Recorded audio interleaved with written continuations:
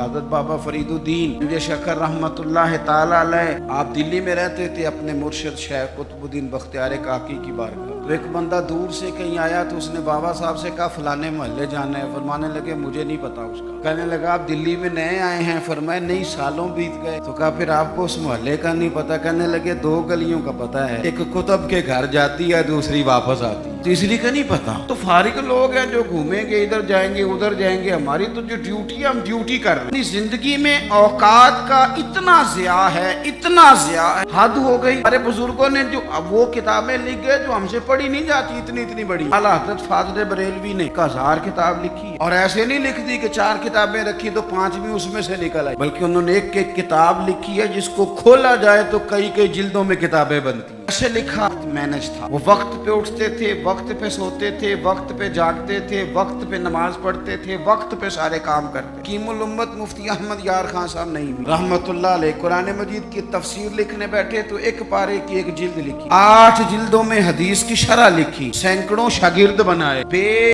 شمار ان کے عقیدت مند ہوئے، ان کی کتابیں انمول موتی۔ کسی نے کہا حضور سارا کچھ کیسے ہوا؟ کہنے لگے وقت نہیں ضائع کیا، وقت نہیں ضائع کیا۔ مفتی صاحب نا جب جمعے کا خطبہ دینے کے لیے ممبر پہ بیٹھتے تھے اور پہلی بات کرتے تھے نا الحمدللہ، لوگ گھڑی ٹھیک کرتے تھے، کہتے تھے لو بھی 1 بج گیا، مفتی صاحب بیٹھ گئے۔ یہ 1 منٹ آگے پیچھے نہیں ہوتے، بلکہ ایک سادی مثال، مفتی صاحب کی نماز سے 15 منٹ پہلے گھر سے نکلتے، آپ گزرتے تھے نا جہاں سے، تو ایک حویلی تھی، ایک ذمہ دار تھا، وہ اس نے بھینسیں رکھی ہوئی تھی، تو عصر سے پہلے تھوڑا سا بھینسوں والے لوگ دودھ دھونا شروع کرتے ہیں۔ مفتی صاحب جب سامنے سے گزرتے تو وہ ذمہ دار کہتا اپنے بیٹے سے پتر کٹا چھڑ دے، مفتی صاحب لنگ گئے نہیں۔ وہ کہتا ابا جی اجے تے دن کھلوتا ہے، کہتے ہیں دن نو چھڑ استاد لنگ گئے، وقت پہ جاتے ہیں لہذا وقت ہو گیا، تو اس طرح کا شروع کر دودھ دھونا۔ کہتے ہیں گھڑیاں کم ہوتی تھی، ہر بندے کے پاس ہوتی نہیں تھی، تو اگر گھڑی منگا کے بھی کبھی دیکھتے تھے تو واقعی 4:45 ہوتے تھے۔ اپنے معاملات کو لوگوں نے جب طے کر لیا، جب ان کا ارادہ بن گیا، جب وہ کام کرنے والے لوگ تھے، یقین کریں کئی لوگوں کو اپنے بارے میں اتنی معلومات نہیں ہوتی جتنا ان کے پڑوسیوں کو ان کے بارے میں پتا ہوتا۔ اور کسی دانشور نے بڑی عمدہ بات کی تھی، اس نے کہا تھا ہمیں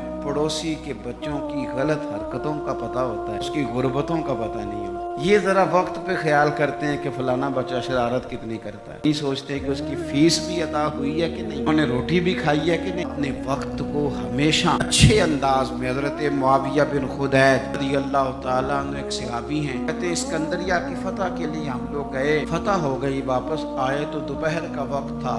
گرمیوں میں اکثر لوگ دوپہر کو بھی آرام کرتے، جب دھوپ کڑاکے کی ہو تو لوگ باہر نہیں نکلتے، ماتے سب لوگ مدینہ شریف میں آرام کر رہے تھے، گلیوں میں کوئی شخص بھی دکھائی نہیں دے رہا تھا، سمجھ گیا سب لوگ محو آرام ہیں۔ حضرت عمر فاروق رضی اللہ تعالیٰ عنہ کو میں نے اطلاع دینی تھی کہ فتح ہو گئی، فرماتے میں بھی جا کے کسی کونے میں بیٹھ گیا، عصر یا مغرب کا وقت ہوا تو حضرت عمر سے ملاقات ہوئی، تو میں نے سلام کے بعد عرض کی حضور مبارک ہو، اللہ نے کامیابی دے دی، اسکندریہ کی فتح ہو گئی۔ حضرت عمر کہنے لگے یا اللہ تیرا شکر ہے، پھر فرمانے لگے یار میں تو تیرے انتظار میں تھا اور خیال تھا تو ظہر کے قریب آ جائے گا۔ عرض کی حضور میں آ گیا تھا پر سب لوگ سو رہے تھے، آپ کے آرام میں خلل ڈالنا مناسب نہیں سمجھا، لہذا میں رک گیا کہ عصر یا مغرب میں بتاؤں گا۔ تو حضرت عمر کہنے لگے یہ تم نے کیا کیا؟ سویا کرتا تھا میں پر خلیفہ بننے سے پہلے، اب اتنا وقت کہاں ہے، اب تو ذمہ داری ہے، ذمہ داری سب سیاں رل پانی نو چلیاں، کوئی مڑ سی پار کے، جنہاں نے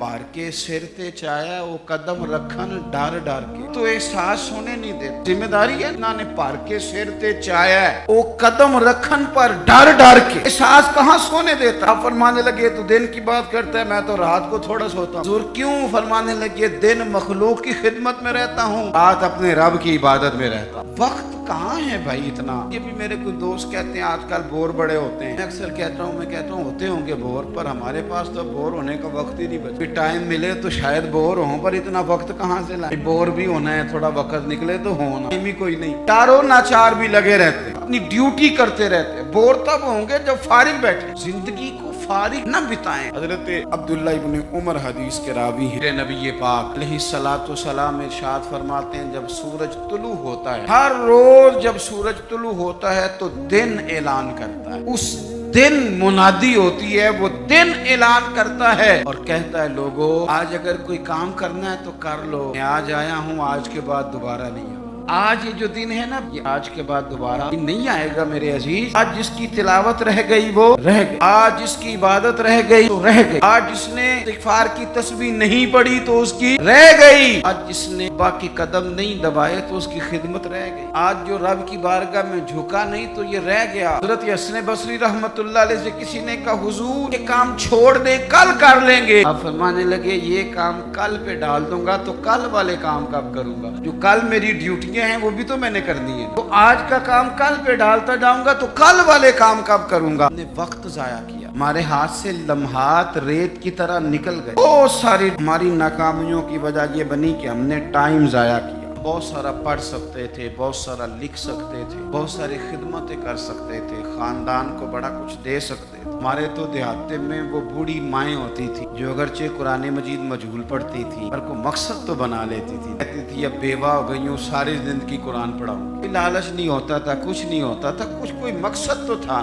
کوئی ارادہ تو تھا۔ اپنی زندگی بے ترتیب گزاریں گے تو خیالات بکھریں گے۔ آج نہ ہر تیسرا بندہ کہتا ہے نہ وسوسے بڑے آتے، ہر چوتھا بندہ کہتا ہے دل میں بڑے بڑے خیالات آتے۔ اس نتیجے پہ پہنچا رنگ رنگ کی کہانیاں سن کے، رنگ رنگ کی سٹوریاں سن کے، کوئی کیا کہہ رہا ہے، کوئی کیا کہہ رہا ہے، گمسان کا رن پڑا ہوا، جانے کون سچا کون جھوٹا کیا بن رہا ہے۔ یہ چیزیں ذہن میں اتنی پختہ ہو جاتی ہیں، وسوسے ہی وسوسے، خیالات ہی خیالات۔ وہ لوگ وہ اپنے مصلح کے ساتھ جڑے ہوئے جو اپنی تلاوت وقت پہ کرتے، جو وظائف وقت پہ پڑھتے، درود تاج اتنا سونا پڑھتے تھے، اتنا سونا پڑھتے تھے، پاکستان میں بیٹھ کے پڑھ رہے ہوتے تھے تو لگتا تھا گنبد خضرا سامنے موجود ہے۔ اتنے ذوق سے حضور کی بارگاہ میں اپنے آپ کو پیش کرتے تھے تو وہ لوگ سکون میں رہتے تھے، انہیں خوابیں اچھی آتی تھی، ان کے ذہنوں میں کوئی تناؤ نہیں تھا۔ تو بہت سارے لوگ ایسے ہیں، اللہ تعالیٰ معاف کرے، آنے والے وقت میں سب سے زیادہ دوائی گردن کی درد کی کھایا کرے کہ 3 گھنٹے تو موبائل پہ جھکے رہتے ہیں۔ کیسے نظام آگے بڑھے؟ وقت کی میان سے جو ایک دفعہ تیر نکل گیا دوبارہ پلٹ کے اس میں داخل نہیں ہوگا۔ اپنے وقت کو بچا لیں، اپنے لمحات کو ضائع ہونے سے بچا لیں، یہ بڑے قیمتی ہیرے ہیں۔ یہ آپ کو اللہ نے وسعت دی ہے، آسانی دی ہے، فراغت دی ہے۔ نبی پاک صلی اللہ علیہ وسلم نے فرمایا یہ رب کی نعمت ہے۔ اپنے بزرگوں کو کبھی دیکھتے ہیں نا، حضرت شیخ ابراہیم کہتے ہیں قاضی ابو یوسف رحمت اللہ علیہ شدید بیمار تھے، امام مالک رحمت اللہ علیہ کے شاگرد ہیں، تو یہ آئمہ کا تھوڑا بہت اختلاف بھی ہوتا ہے بعض اوقات کی مسائل میں۔ آپ کو پتہ ہے امام اعظم ابو حنیفہ کے شاگرد ہیں اگرچہ قاضی ابو یوسف، لیکن ادب کے ساتھ بعض مسائل کے اندر انہوں نے اپنی رائے مختلف بھی پیش کی۔ تو کہتے ہیں وہ شدید بیمار تھے، اتنے بیمار تھے کہ غشی کا عالم طاری تھا، تو میں ان کی تیمارداری کرنے چلا گیا۔ ہم جب بیمار پڑے ہوتے ہیں کچھ ہے یاد رہتی ہے، کمیشن ہی کوئی نہیں، بیمار ہے بچے بھی سائیڈ پہ لے جاؤ جی میری طبیعت نہیں ٹھیک، کچھ نہیں کرنا۔ تو پہلے بھی کچھ نہیں کرتے تھے، تو ویسے بیمار ہیں، اب ہم نے کیا کرنا، کچھ کرتے ہی نہیں۔ ابو یوسف رحمت اللہ علیہ شدید بیمار تھے، شیخ ابراہیم فرماتے میں تیمارداری کرنے کے لیے حاضر ہوا، وہ غشی طاری تھی، اچانک ان کی آنکھ کھلی، شدید بیمار ہے، بیٹھا نہیں جا رہا، لیکن مقصد ہے نا زندگی میں کوئی، تو فرمانے لگے اچھا ہوا یار ایک عالم میرے پاس آ گیا، ایک مسئلے پہ تحقیق کر رہا ہوں، سمجھ نہیں آ رہی، ذرا مجھے بتاؤ تو صحیح۔ اس حال میں بھی آپ مسئلوں پہ تحقیق کر رہے ہیں، اس حال میں بھی کتاب و سنت کی بات، اس حال میں بھی اصول فقہ کی بات۔ حضور فرمائیے، آپ فرمانے لگے یہ بتاؤ کہ یہ جو اس کے موقع پر رمی کی جاتی ہے جمرات کی، کنکر مارے جاتے ہیں، تو یہ پیدل مارنا افضل ہے یا سواری پہ؟ تو کہتے ہیں مجھ سے انہوں نے پوچھا تو میں نے کہا حضور